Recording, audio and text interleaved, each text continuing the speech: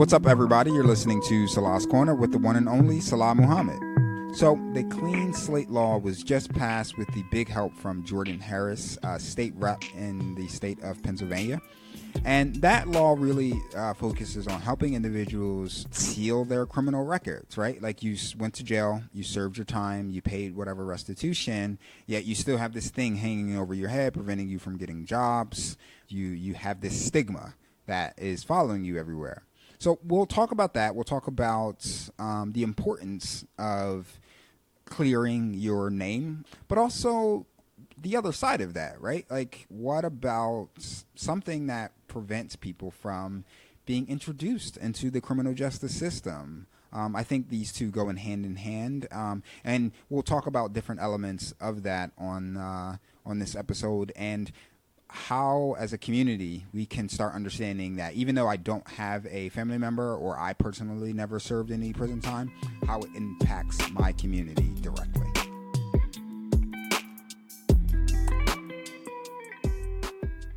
So I've had a lot of people coming to me asking me where I find the time and the space to make all of these podcasts happen. Well, I have to thank the folks at Rec Philly. They provide me the space, the equipment, and the networking capacity to make this take off. And it's not just for other podcasts. Other creative individuals use this space as well. We're talking musicians, photographers, anyone that considers themselves a creative individual. So if that's you, head over to Rec Philly. Visit them on Instagram. And if you find yourself wanting a membership, tell them Salah sent you.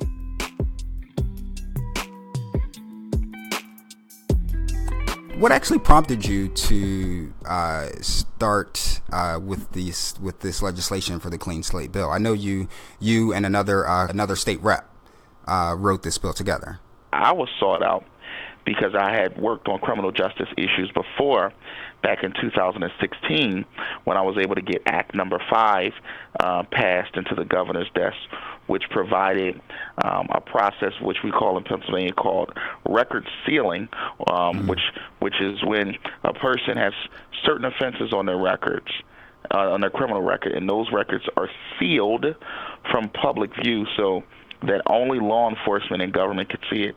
Basically, putting a person in a position where when they go and apply for a job, they would now be able to say, no, they've not been convicted of this crime.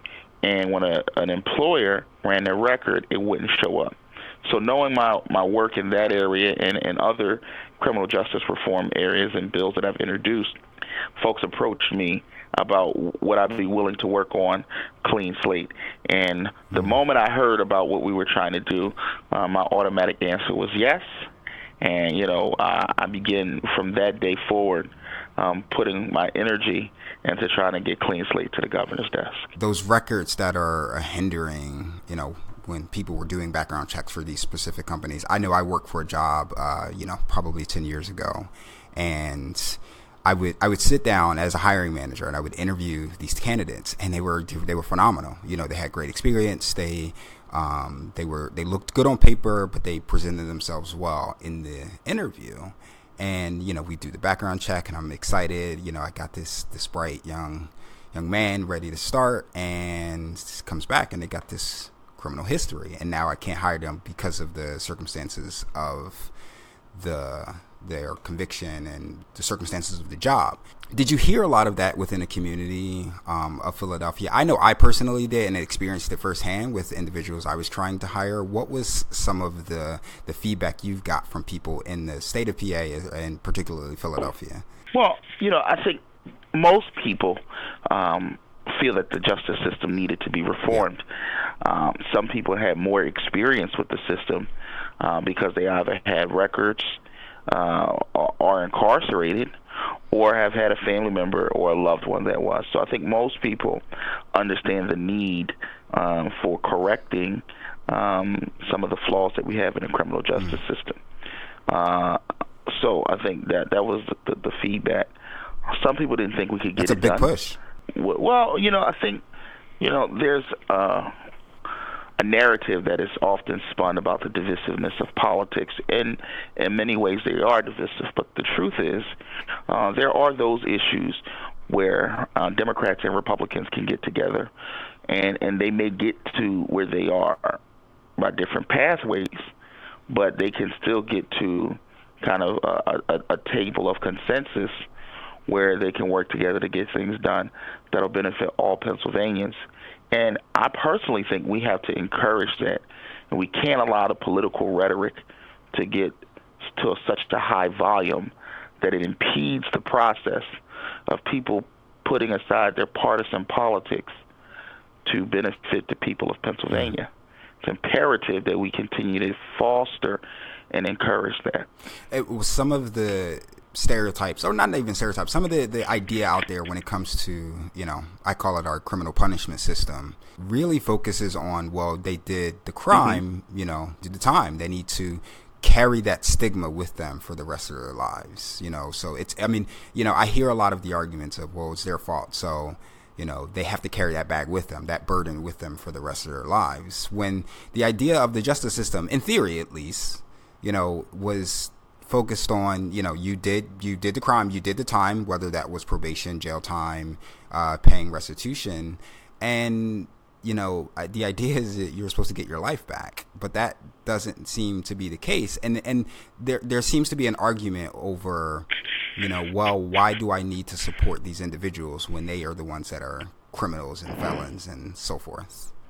Well, I think we have to start to dispel a lot of the myths. The first thing is these aren't just them or them. These aren't just this abstract them. These are our brothers, our sisters. These are our neighbors. These are our church members. These are our family friends. These are members in our community. And the overwhelming majority of people that go into our county jails and our state penitentiaries, the overwhelming majority of them are going to come home. So, I understand if a person does the crime, they need to do the time. But the question is, when does that time end? When are they finally forgiven for their crime and afforded the opportunity to integrate back into our society? That's the first part. The second part is it actually is more cost effective for us as a society to put effort into helping people get back into our society than letting them recidivate and go back to prison. Right now, Pennsylvania has about a 60% recidivism rate, which means that within 3 years, 60% of the people who have been released from prison will go back. That costs us $1.27 billion. $1.27 billion because the 60% of folks in 3 years are going back to prison, right? In addition to that, technical violations to our probation and parole system costs us about $100 million a year. So when you talk about how we can invest in schools, invest in roads and bridges, invest in protecting the environment, there's $1.2 billion from recidivating and $100 million from technical violations that if we did not have to spend, we could be spending and investing on other things in the Commonwealth that we know we get a return on investment.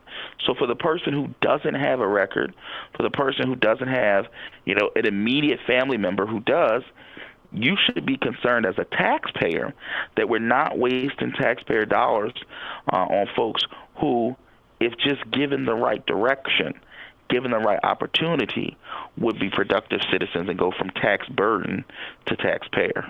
And the idea of clean slate is helping them get that opportunity, right? Like part of the problem with the people that end up leaving, prison is they have nowhere else. They have no recourse. They have no community to build around them. Everyone sees them as an outcast.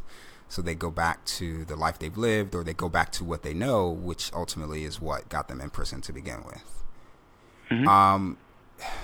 You talk about how, as a taxpayer, right? So let's say I'm the I don't know anyone that's in prison, and how do you get that message to relate to those individuals? I understand as a taxpayer, that's where my money goes, but I at the same time, I also don't see that money, right? Like I don't, that money comes out of my check. It's not something that I see directly. How do you help to create that understanding that, just because you don't know someone personally that's in prison, the idea of sending people to prison still impacts them? Well, it impacts them several ways. It impacts them. The first is the financial. Mm-hmm. And here's the thing. Well, and I've been trying to work on having some of our folks actually give me a hard number on this, because I can tell you how much it costs to incarcerate a person, how much we spend. I can tell you how much recidivism costs. I can tell you how much technical violations cost.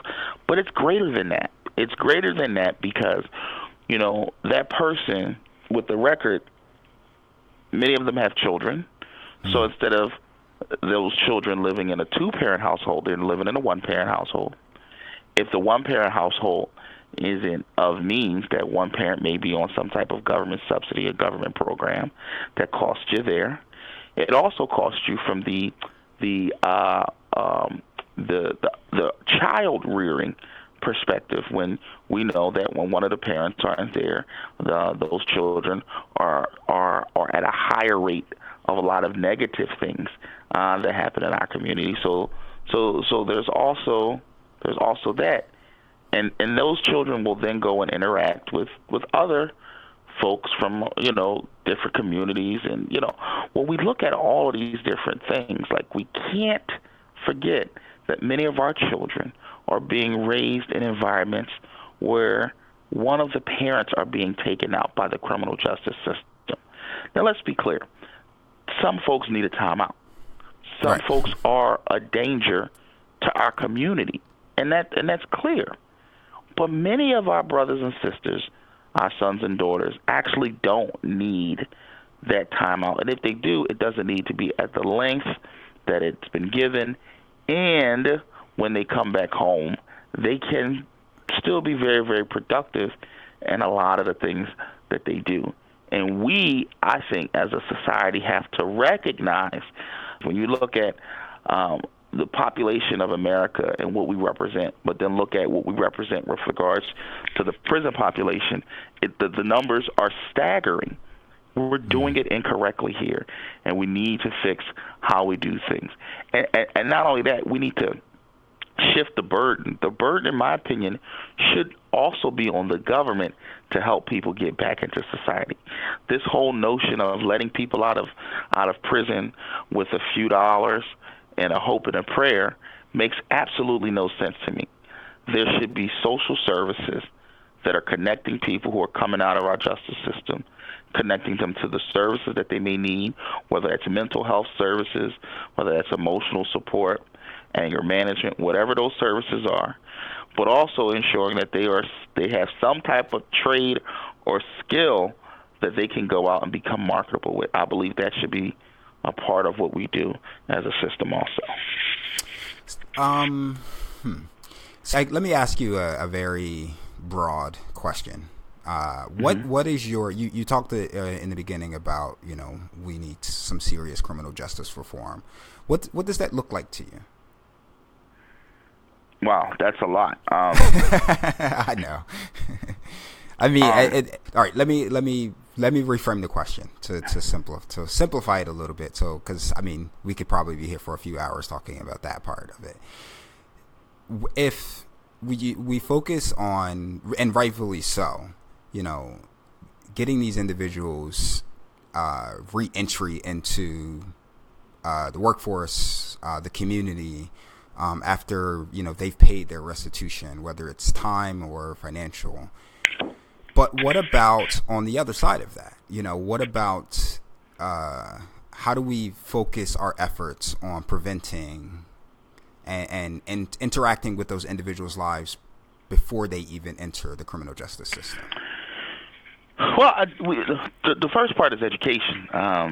There is a common thread with folks in our criminal justice system, and that common thread is the lack of a quality education. Yeah. So I think that's the first thing that we should be asking ourselves is, how are we ensuring that all of our children are getting a quality education? I think that's first and foremost. In addition to that, I would say that we need to look at, particularly for our children, what are we doing with recreational activities? How are we providing safe opportunities for our young people to be young people? The other thing I've been looking at is the whole anger management piece, because what we've seen in a lot of the shootings, particularly amongst our younger folk, is that, a lot of it starts from social media. This person said this about me, and they posted this about me, and that, Right. and those things really grow into full-blown conflicts that a lot of our young people aren't equipped to handle the conflicts that are coming their way. So I think that's extremely important for us to look at also. And then the jobs piece, and making sure that people are getting the training necessary so that they can become employable. Because, a man, woman, child or two who has to go home to a screaming baby, who has to go home to a person who is, asking them where are the funds to take care of this household. After a while, those folks are going to try to find answers, and if we don't help them find answers, I think a lot of them are falling into the criminal justice system. Right. Yeah, I agree 100%. I was looking at a friend of mine who's actually an independent for city council. He and I sat down and did an interview a few weeks ago. But he directed me to an article and a study out in Oakland, where they focus a lot of their efforts on community intervention, right? Create basically everything you said, focusing on creating the resources for the children, not having unoccupied time where, things go bad. What's the saying that our parents and grandparents used to say?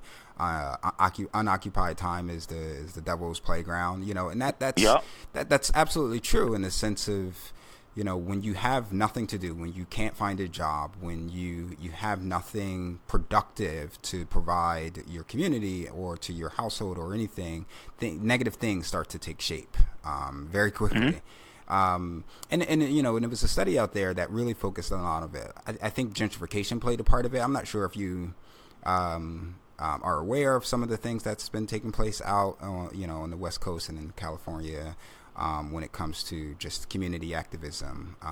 But you speak to a lot of those same things, and it just reminded me of that article.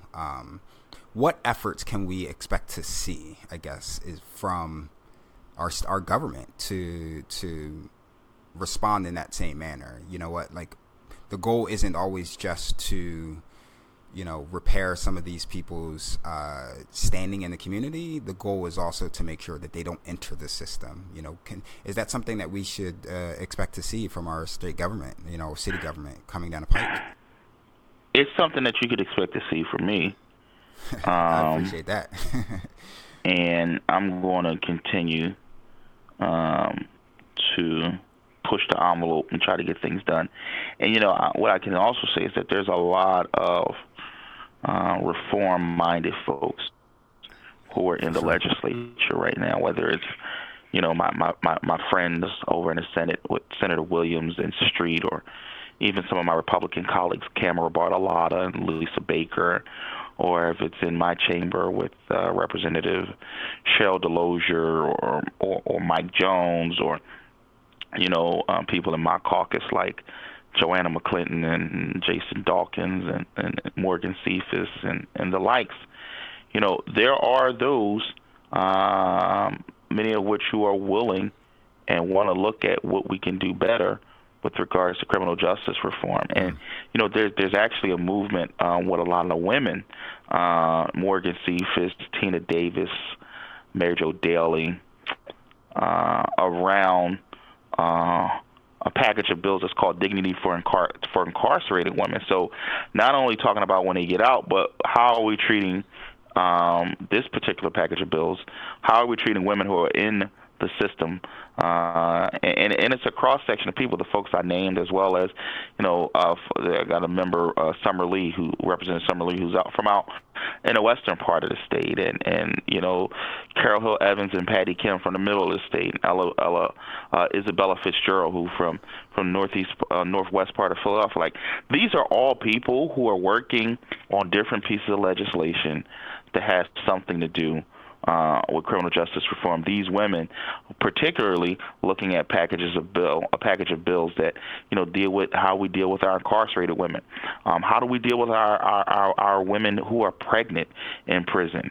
How do we deal with feminine hygiene products with our women who are in prison? All of those kind of things are extremely important, because how folks act and are treated in prison is also an indicator of what will happen when they come out. So, right. I mean, I don't. To answer your question, what can you expect? I think there are a lot of legislators working on things, but I don't think the voter should expect anything. I think the voter should be engaged in pushing an agenda and requiring that elected officials look at the criminal justice system, and requiring that elected officials be held accountable for all of the money that we spend in our criminal justice system, whether that's county, whether that's state, whether that's the federal government. Folks should be asking questions. How many people do we have in prison that don't need to be there? Think about it this way. How many people do we have in prison that we're spending 40, 50, 60, 70,000 and more, particularly amongst our aging population? How many of those folks are in prison who have long sentences, who are in their 70s, who we know are no longer a threat to society? Why are we still spending $75,000, $80,000 to not just pay for them, but to pay for their health care? Like, all of those questions should be answered. There's a way to do things where you keep communities safe, but you also provide dignity, humanity, and be a good steward over the taxpayer dollar. It's especially that dignity piece. I think that's going back to what we were talking about earlier. There's this there's the stigma, right? You become a criminal. That's we have to treat you as a second-rate citizen. I was reading I can't even remember if I was reading an article or it was something I was watching, and it talked about how women have to pay for their own personal hygiene products in prison, on making cents on a dollar for different jobs that they do in prison. And if they have a medical need for more healthcare products for themselves, they have to pay to see a doctor to get the to basically get a doctor's note saying that I need additional resources to feminine hygiene products. It's just absurd. It's the whole idea of having to pay to additional to see a dollar on top of you're only making 90 cents, a few dollars for the different jobs, whether it's working in the cafeteria, where it's doing all of these odd jobs that we know exist in prisons, and you don't even have enough money. It's now you're sacrificing whether you should pay for feminine hygiene products or have additional money to live and to survive off of. It's kind of insane, the conditions and the dehumanizing aspects of prison that are in place. So yeah, it's something that popped in my mind as you were speaking to that, and something I came across that was just disgusting and inhumane. Listen, it is horrible. I can only imagine what a woman has to go through every month. I have a mother. I have sisters. You know what I mean? You have a mom. I don't know if you have sisters or not, but tons of sisters, wife, stepdaughters. Exactly. So, well then you get it, bro. I mean, you you get it all around, right? Absolutely. Now think about them, and then think about being incarcerated. Think about what that has to be like. Think about having to ask and someone not give, and what that looks like and what that feels like. Not just what it feels like medically, but what it feels like emotionally. Like stop that. Like we have to. You cannot put people in prison and treat them inhumanely, knowing that they're going to get out, and then are confused as to why folks act certain ways when they do get out. Just makes absolutely no sense. So if we know that the majority of folks are going to get out of our prison system, then we have to and we should be handling them differently. Yeah, I agree 100%. I just couldn't agree more. Did you have your event? I follow you on Instagram. You're always doing something in the city. So first of all, let's just share everyone what area of the state do you represent? So I represent parts of South and Southwest Philadelphia, and the Pennsylvania House of Representatives. I represent Point Breeze, Grays Ferry, Graduate Hospital, and and parts of King Sessing. And I've represented those areas since January 1st, 2013, when I took the oath of office. And I also currently serve as the Democratic whip in the Pennsylvania House of Representatives. What does now I have to share with everyone, what is the functions of a Democratic whip? So in each caucus in the House and in the Senate, but in each caucus, all of the Democrats, there are 93 Democrats in the House, and all of those Democrats get together, and at the beginning of every session, we vote for our leadership team. The whip is the second in command in the caucus, second only to the leader, and the whip works with the leader to basically help run and structure the caucus.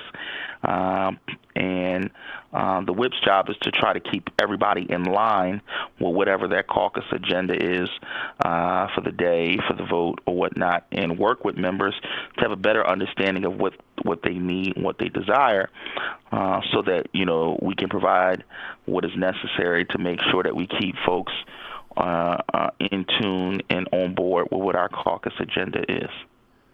Very dope. You did you spoke at a free expungement clinic. That's where I tried to cross paths with you, but I talk too much sometimes. I ended up talking to Brandon Flood, who was also there, and a few other people. And next thing I know, you were gone. I was like, man, I got to catch him next time. Can we expect any more events like that? Just helping to spread the word on this clean slate. So, we're doing a lot of press on Clean Slate. I'm doing a TV show in a few days around Clean Slate also. You did a podcast with as well, another one besides this one, with some friends of mine from New York. They came on my podcast as well, so I listened to that. It was dope. Oh, cool. Yeah. We're definitely trying to do all that we can to share the message on Clean Slate, what we've done around Clean Slate, but also what are some of our next steps in criminal justice reform, which is reforming the probation system here in Pennsylvania. We've been working closely with, the Reform Alliance, which is Jay-Z and Meek Mill and, Mike Rubin, Rob Smith, a whole group of other folk led by Van Jones. We've been working with them on reforming the probation system here in Pennsylvania. And also, we have another bill that we're working on how we reform occupational licenses. A lot of people don't know that one of the barriers for employment for some of our skilled people when they get out is that they have to get a license in order to practice, whether that's to be a barber, a hair braider, a real estate agent, a home inspector, a nurse. There are more than 30 licensing boards in Pennsylvania, and there are very vague licensing requirements in Pennsylvania with regards to criminal background. So we're trying to strengthen and tighten up those laws so they're not as vague, and so that we're not denying people licenses based off of stuff that they've done years ago. I'd also like to invite you back when you have something more to share when it comes to the reform around probations and some of the things you're doing there with Van Jones. I saw you guys speaking down in City Hall. So I think it was earlier this year or at the end of last year or something like that. So you doing the work, man. I have to say thank you for I all appreciate the work that that. you're doing. People are noticing. People in the city are noticing, and they're taking note for sure. And I'm hearing nothing but positive feedback on my end, at least. I appreciate that. I have one more question that I ask everyone, and that is, what's your most favorite thing in the world right now? That's a hard question. I stump everybody when I ask them. Life. Yeah. Life. You know, the motto of South Carolina is simply, while I breathe, I hope. And that is something that I really try to live by. While I breathe, I hope. So while I have life in my body, I can hope for the best. I can hope for tomorrow. I can hope for all of the changes that I want to make. While I breathe, I hope. Dr. Benjamin Elijah Mays, who was the mentor to Dr. King, said it a little differently. He said, I have but a minute, only 60 seconds in it, forced upon me, can't refuse it. Didn't seek it, didn't choose it, but it's up to me to use it. I must suffer if I abuse it, give an account if I lose it. It's just a tiny little minute, but all of eternity is wrapped up in it. It is a reference to life, that we don't have an infinite amount of time on this earth. So we must maximize all of the time and all the moments that we have to do better, to do good, so that when we leave this place, we leave it better than when we found it. So life is the greatest gift. It's the best thing that we have currently on earth. That was beautiful. Thank you. I appreciate that very much. Thank you so much. Yes, thank you. Representative Jordan Harris, Minority Whip in the PA State of Representatives. Thank you very much. I appreciate this conversation. Take care.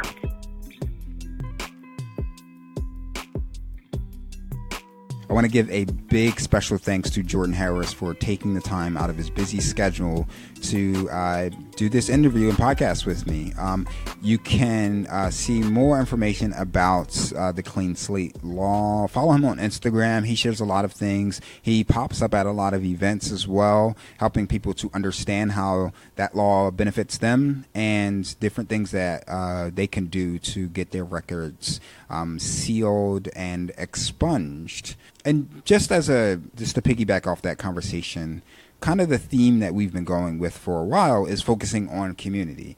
And if you aren't clear on what that really means and the purpose of that, it's community really plays an integral role into everyone's lives, right? Like, community focuses on making sure that people have proper education. There's interventions put into place so people aren't having run-ins with the law.